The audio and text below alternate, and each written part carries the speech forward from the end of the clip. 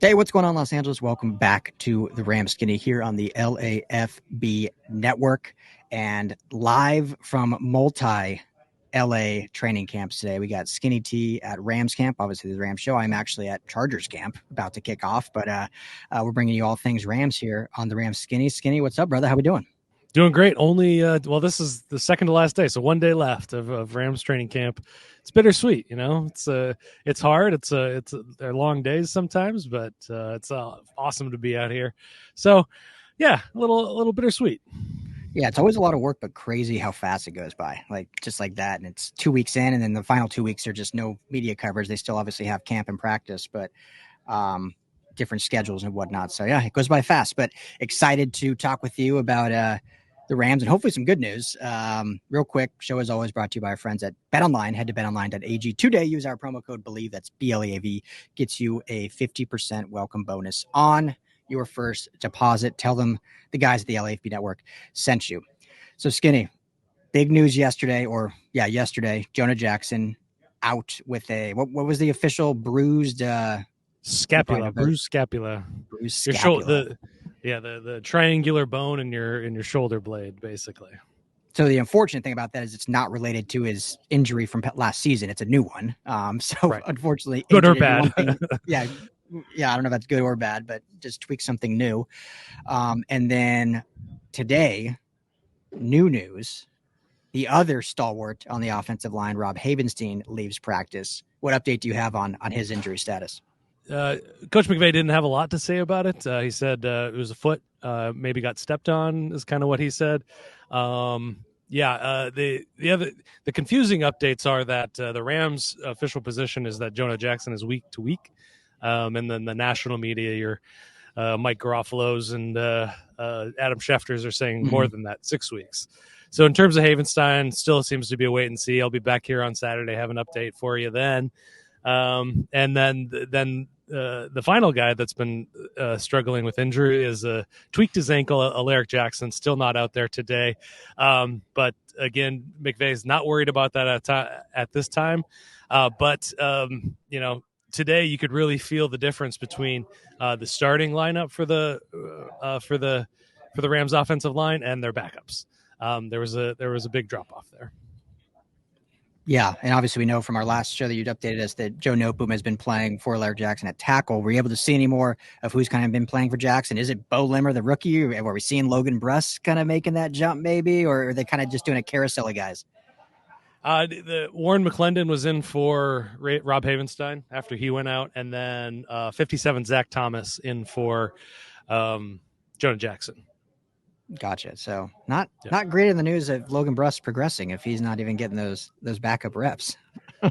Yeah, that's another one. That's they had more one-on-ones today with the pass rushers and the offensive linemen, and this defensive line is looking stout in that kind of way where they're able to beat up on some of these guys on the offensive line. We had all of our questions heading into the training camp was all about the defense.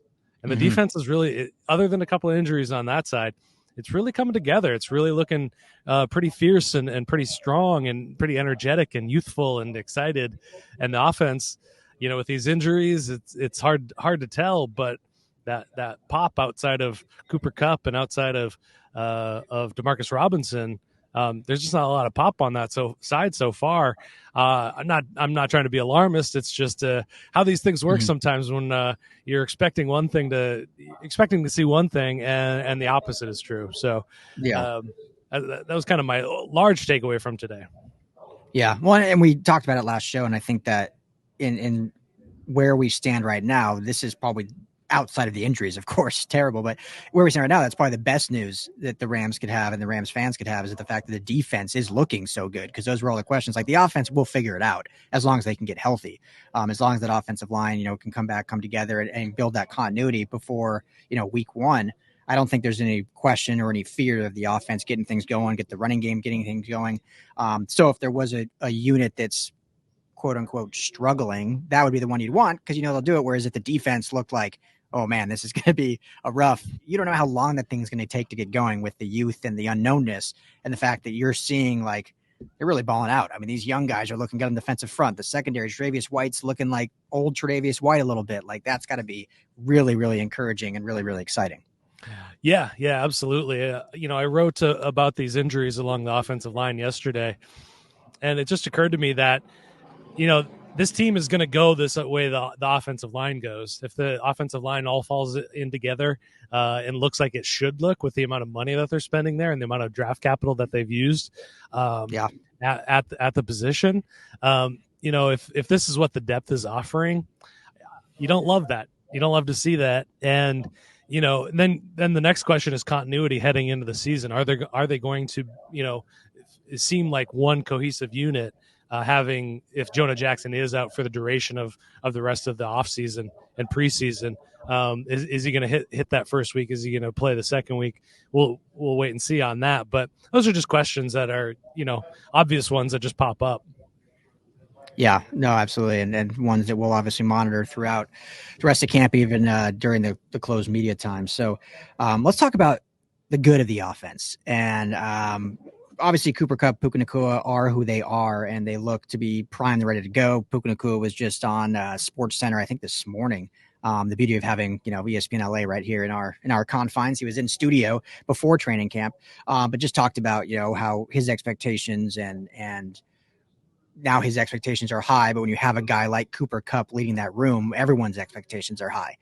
And I think the exciting thing that you've seen and we've talked about, but I'll turn it over to you, is Demarcus Robinson. And really looks like he's coming into his own as that wide receiver 3 that we kind of thought he would be. We slated him as our wide receiver 3, but from what you've seen and written, it certainly feels that he has taken a firm grasp of that. But just talk more about Demarcus Robinson and his kind of ingenuity in this offense thus far. Yeah, that was my question for Mike LaFleur yesterday at the podium was, what does he bring? And he stopped me before I even got the question out. He said energy. He's bringing a lot of energy. And it's interesting because you see a lot of the second and third string guys, the depth guys at the position going to him. That's an interesting thing to see. Obviously, they're going to go to Cooper Kupp and they're going to go to Puka Nacua, but there's a certain camaraderie, there's a certain brotherhood or something like that exists among the rest of the receivers and him. So it's a leadership role. It's a like a consolating, what am I trying to say? Like they're going to him to find out what they did right and what they did wrong, and that's a really impressive thing to see for a second-year receiver. And LaFleur also said that he's really hard to cover because he has a unique wiggle. Other guys use wiggle. But we've been seeing a lot of trips sets with three receivers on one side, and with those three guys, Kupp, Puka, and Demarcus, you got. Not only do you have 3 really good receivers, you got 3 guys that can beat you in different ways, and that's what we're seeing out here. Is even the Rams defense is struggling to keep up with that, and who's going to take who? Oh man, the route tree combination that you can do with those 3 on one side has to have LaFleur and McVay just salivating what they can do with that, because all guys with elusive speed. You got D-Rob has that jump ball capability that is a little bit lengthier than maybe Nacua and Kupp, but all of them can go over the middle, all of them go on the outside, all of them can do drag routes. Like it's just got to be so much fun as an offensive mind to go to those 2, and I think, or go to those 3, excuse me. I think we knew all off season how great Kupp and Nacua could be together. Now we need to see them at that elevated level, fully healthy together.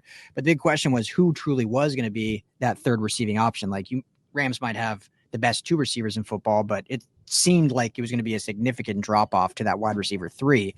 But if Demarcus Robinson is looking as comfortable taking that leadership role on and the skill set that he does have, that he provides in that room, I think you can start to see, and we're getting ahead of ourselves. We haven't even got to week 1 of preseason yet, but you can start to then make the argument that this 3-headed receiver room truly is with some of the best in all of football. So, I mean, that's great to see. And shout out to you. Your question was used on the Rams Twitter. So, making waves there. Yeah, made my cold, dark heart feel nice and warm. Your Grinch heart, I guess. Yeah, exactly. It grew 3 sizes.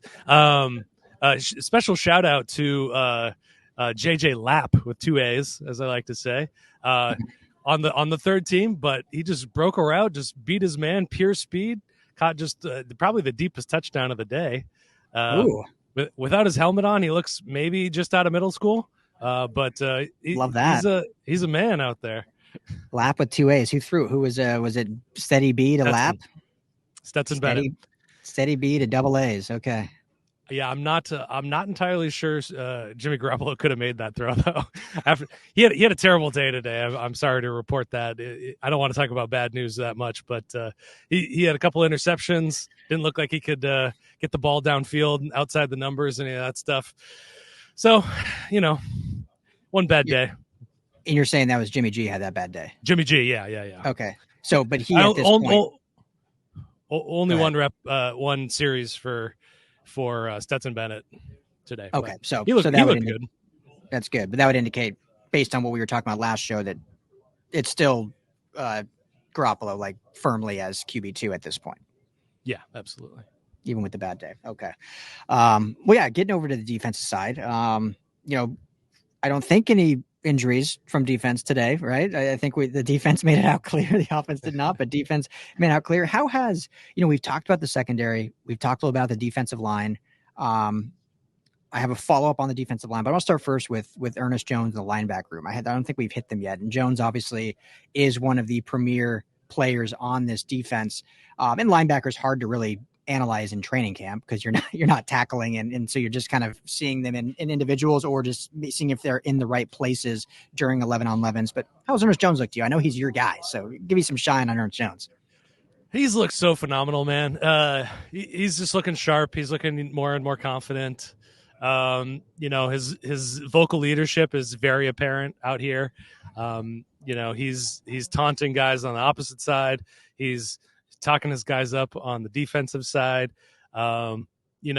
He's just a true heart and soul of this team, which is great to see. And, it's just all pointing towards that second contract for him. As we've talked about, not a lot of draft picks get that second contract for the Rams.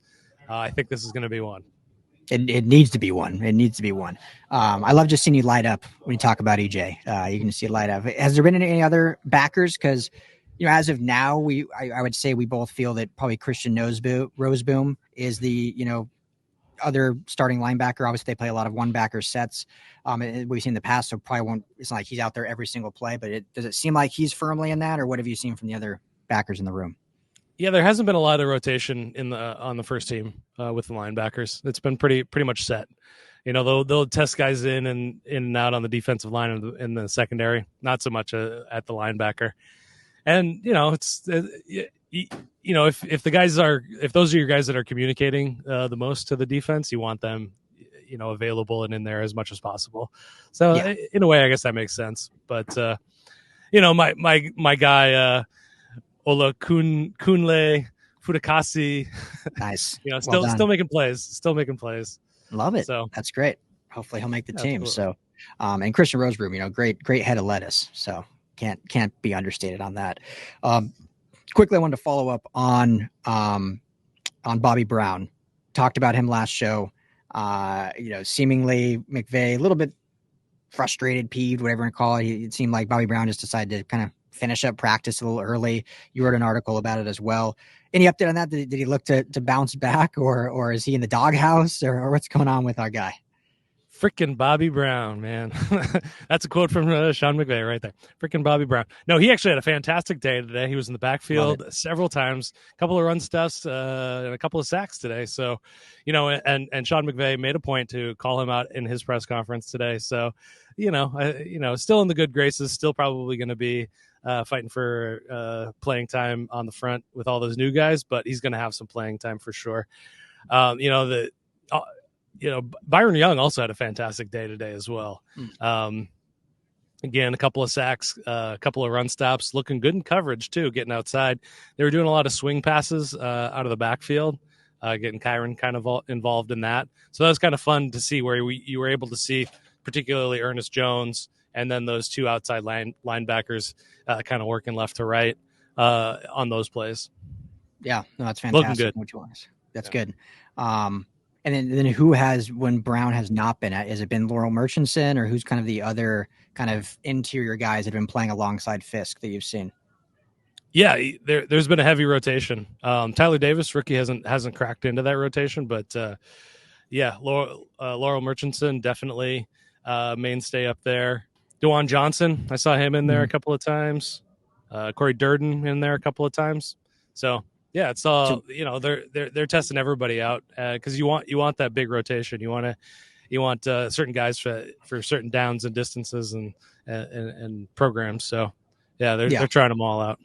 And based on the skill sets and just the level of, or this come off the wrong way, but the level of talent being there isn't an Aaron Donald. Like, there's going to be a rotation this season. You're not going to probably have 4 set guys in on 95% of the plays, specifically at the interior. So, that kind of being said, any Kobe Turner update? I know he's been banged up throughout camp. Saw that he did maybe make an appearance today. What can you tell us about arguably, outside of Ernest Jones, the next best thing on the defense?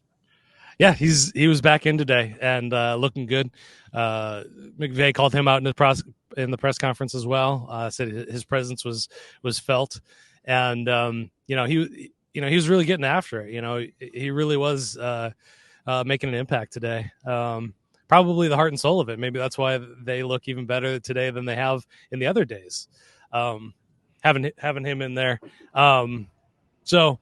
Yeah, it's exciting to see this defense really coming together. It's really fascinating. Like I was saying, kind of unexpected.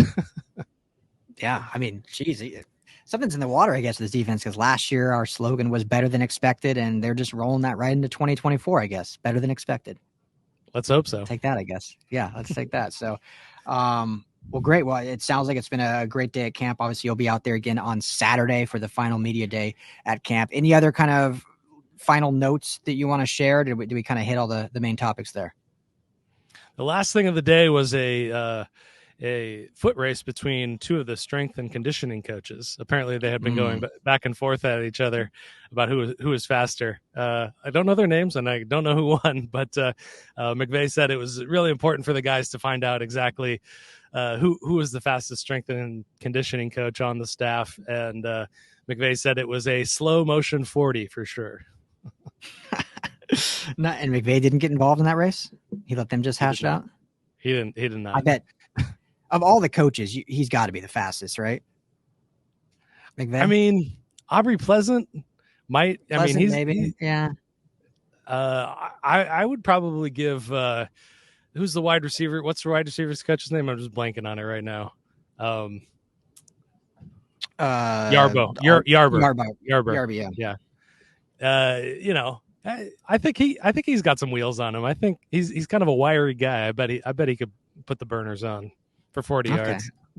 I'd be curious. Is this camp like other camps where McVay is always like running around and like literally playing corner against the receivers on individuals and stuff? Oh yeah, definitely. Yeah. And even LaFleur's out there. I haven't seen Shula too much out on the field doing that stuff, but all those coaches are really getting involved on the field. Real active group, keeping the guys honest. That's what you want to see. So, well, another great camp report, Skinny T. Looks like you're getting the sunshine's coming out down there, so that's good. The clouds may be away. It is. Yeah, we were getting some raindrops earlier, and I was a little chilly when we first came out, so this is nice. I know. I was telling you when we logged on, like I left from Pasadena. I'm down here in El Segundo now for Chargers camp, and it's like a 23-degree difference. Did not prepare for cooler beach weather. So we'll see how the evening goes, but it might be a little chilly down here. At least you got sunshine now. Yeah. Hopefully it holds up for you. Yeah. So, well, that will do it here for this episode of the Rams Skinny. Thank you, as always, everyone, for hanging out with us. If you're watching on YouTube, make sure to hit that like and subscribe. If not, head to Rams LAFB. Give us a subscribe. It certainly helps us out. Everything can be found on the website, lafbnetwork.com, or anywhere you get your podcast. Just search the Rams Skinny. That's Skinny T. I'm Ryan Dyrud. Everyone have a great couple days. We'll be back. Maybe we'll do a weekend show. We'll see. Obviously, you'll be there Saturday, but if not, we'll be right back Monday with more camp updates for everyone. So thank you all for tuning in. Talk to you all very soon.